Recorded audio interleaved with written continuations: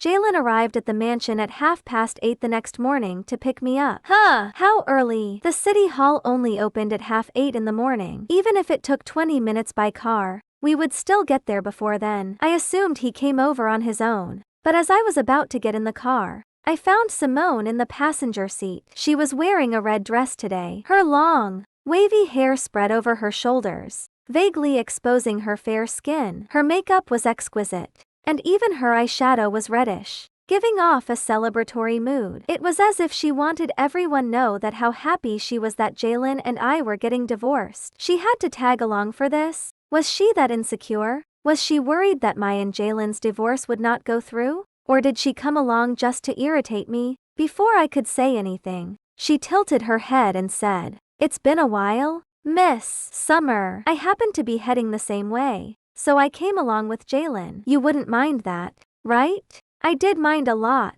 Why did you come here, Miss Quigley? If you're afraid I'll mind? I responded coldly. I slammed the passenger seat door shut before saying to Jalen, "Mr. Luxley, why don't you send Miss Quigley to settle her business first, and we'll meet at the city hall?" Even if it had been me in the past, I would not have dared to speak to Jalen in that way, no matter how brave I was. In the past, what he said went. I never refuted him or spoke loudly to him. However, at this moment, looking at the smug Simone with heavy makeup, I could not stand it anymore. Since I had already planned to let Jalen go, why should I compromise myself for their happiness? Simone is attending an event at Starview Square. I'm giving her a ride since it's along the way. It won't delay our divorce. Jalen pushed the door, got out of the car, and looked at me as he said that. Starview Square was just opposite the city hall. I knew that it was a ribbon-cutting event for a specialty store. They had previously invited me, but I declined. I clearly remembered that the event did not start until 10, but it was only 8 o'clock now. At that thought, I deliberately said with sarcasm, "I was also invited to that event. If I remember correctly, it doesn't start until 10, right?" I continued. "Besides, does a big shot like you not have a driver or a bodyguard when you go out, Miss Quigley?" Jalen had probably never seen me acting so mean as his face instantly darkened, and he immediately explained on her behalf, "Simone is just taking our car. Why are you making such a fuss about it?"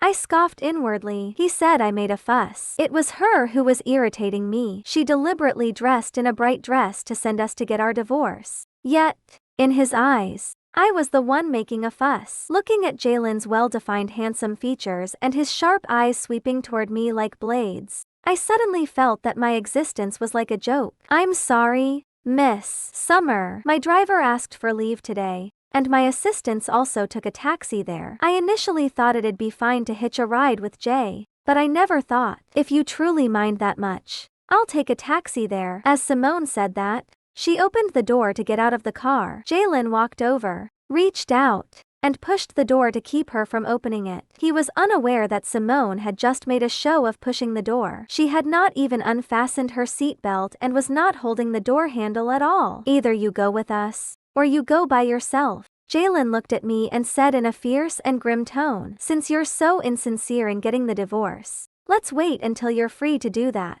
Mr. Luxley." I was so angry that my heart ached, so I turned around and walked toward my house. I had just taken a step when Jalen grabbed my hand and asked coldly, "Roxanne Summer, why are you losing your temper all of a sudden?" "I didn't lose my temper," I argued. I raised my head and tried not to let my tears fall. It took me a while to calm down and turn my head to look at Jalen. As I glanced over and noticed Simone narrowing her eyes at me from inside the car, I added, "I just don't wish to see someone I don't want to on such a fine day. Since you don't wish to ride in a car with Simone, I'll ask my assistant to drive you there." He let go of my hand and took out his phone to call his assistant. It felt like someone was tugging my heart harshly, and I could barely breathe from the pain. When Jalen turned his back to me to make the call, I saw Simone smiling smugly at me in the car. It was as if she was saying silently, "I won again, Roxanne. Jay will always choose me." When they were together back then, it was precisely that kind of tone Simone had used to tell me she had won. Indeed, I had lost. I had utterly lost. I was completely defeated. Sometimes I wondered if I had been braver back then. Would the person Jalen loved be me now? 8 Jalen soon got off the phone. After ending the call, he walked toward me. His gaze was colder than before, chilly like a blade, as if he was going to kill me. Realizing that his expression was not right, I took several steps back. Little by little, he came closer. He stopped less than 2 feet away from me and stared intently at me with his piercing gaze. To be exact, he was staring at my belly. Roxanne, he uttered my name through gritted teeth, his voice more stern and grim than before. I instinctively covered my belly and stepped back. I looked up and asked him somewhat guiltily, "What's wrong?" Before he could respond, there was the sound of cars approaching from the entrance of the mansion. We turned our heads simultaneously and saw several cars approaching slowly and stopping at the parking lot at the entrance of the mansion. At that moment, the phone in my hand suddenly vibrated. I turned it over and found that it was a call from my manager. An ominous feeling came over me. I did not dare to answer the call, but Jalen uttered with a cold expression, "Why aren't you answering it?" I looked up at him in astonishment, momentarily speechless. "Hello, Nancy." I picked up the phone and answered the call. As soon as I spoke, I heard Nancy on the other end of the phone asking nervously, "Roxanne, did you read the news? Some paparazzi photographed you going to the maternity hospital and said that you're pregnant." The paparazzi nowadays are so capable. They can write about anything. If going to the hospital meant that someone was pregnant, does it mean that someone's entire family was dead if they went to the morgue? Nancy went on cursing and only asked after she was done. "Speaking of which, why did you go to the hospital?" She knew that Jalen and I were in a marriage of convenience, so her first reaction was that the reporters made that up. When I remained silent, she continued asking, "You're not pregnant, are you?" I looked at Jalen's grim expression in front of me, then at Andrew Luxley, who had stopped the car, and immediately replied, "No, the news on the internet is entirely made up. My period just ended not long ago. I went to the hospital just for a checkup. As you know, I haven't been sleeping well lately, and I have a hormonal imbalance." I continued, "Nancy, I have something to do now. I'll talk to you later. Please take care of the online matters." "Sure, rest well. I'll handle it. Thank you, Nancy," I said gratefully. After hanging up the phone, I lifted my gaze to Jalen and wondered if he believed what I said. After all, he was expressionless. He glanced at me before shifting his gaze to his grandfather. Andrew probably believed what I said, as his face was filled with disappointment. "Grandpa Andrew," I greeted as I walked over and supported him, feeling guilty deep down. "It's fine. In my heart, you'll always be my granddaughter-in-law and like my own granddaughter." Andrew held my hand and patted it gently. He probably already knew about our divorce. I figured he came here because he had seen the news and thought that my pregnancy could keep Jalen from leaving me. Unfortunately, I had let him down. At some point, Simone had gotten out of the car. She approached Andrew and greeted softly, "Hello, Mr. Luxley." Andrew merely snorted and ignored her. "I'm sorry, Grandpa Andrew. It was I who failed your expectations, and it was my fault for being unable to make Jalen fall in love with me." "Silly girl, why are you apologizing to me? It's my family's misfortune." He sighed and glanced at Jalen sorrowfully before continuing, "Since I'm already here, aren't you going to invite me in?" I saw clearly the expectation in his eyes. He seemed to want Jalen to change his decision, but his grandson was unmoved. 9 out of courtesy and respect, I helped Andrew into the house, made him a cup of coffee, and chatted with him for a while. Everything he said was aimed at persuading his grandson and me not to divorce. However, Jalen's mind was made up, and he even brought up his grandfather's promise 3 years ago. "You promised me back then that you wouldn't care about my affairs after 3 years. I must get this divorce today, and I must marry Simone," Jalen uttered resolutely. Andrew turned pale with anger, but there was nothing he could do. After seeing Andrew off,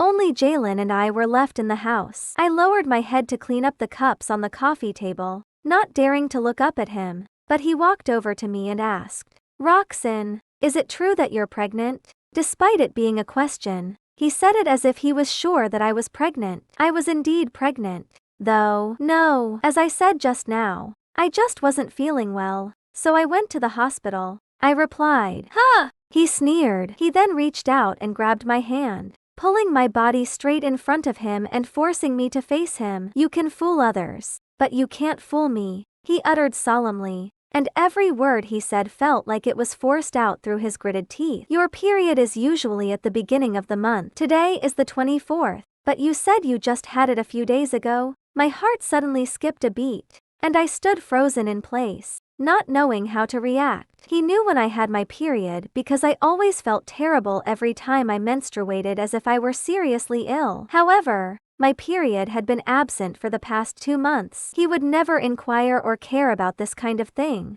but now with the sudden news of me being pregnant, he would surely be able to connect the dots. With Jalen's intelligence, I could never fool him. I mentally prepared myself before looking up and replying, "So what? We're getting divorced anyway, so what does it have to do with you if I'm pregnant or not? So, how do you plan to deal with it?" Jalen suddenly softened his tone a little when he noticed that I was in a bad mood. "I don't know." I became unsure as soon as his tone softened. This was a new life, though I did not wish to destroy it.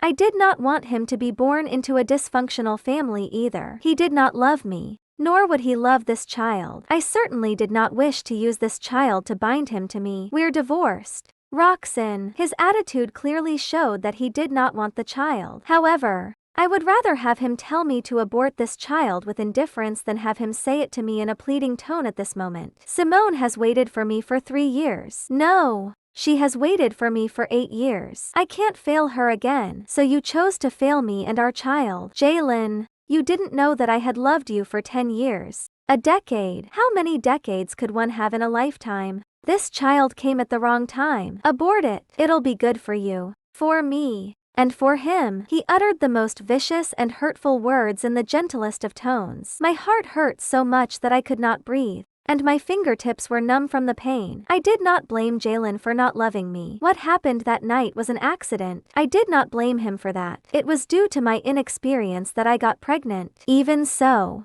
how could he be so resolute and tell me to abort the child without hesitation? "Don't worry, I'll get rid of it." I took a deep breath and composed myself. After a while, I looked up at him and said, "Let's settle our divorce first." "Okay." He narrowed his eyes and lowered his head to look at me. When he realized that he was still holding my hand, he slowly loosened his grip and uttered slowly, "I'm sorry." The last thing I wanted to hear was those words. An apology in exchange for the life of the child in my womb. My child was truly cheap. If it was Simone who was pregnant, he would surely be very happy. "Let's go." Jalen walked past me and headed to the door. Just then, a tall figure rushed in from outside and threw a punch at Jalen. "Jalen, you bastard." He used a lot of force, and as a result, the unsuspecting Jalen was knocked to the ground. "Spencer Lynch, are you crazy?" Simone jogged in and widened her eyes in shock when she saw Jalen being beaten up.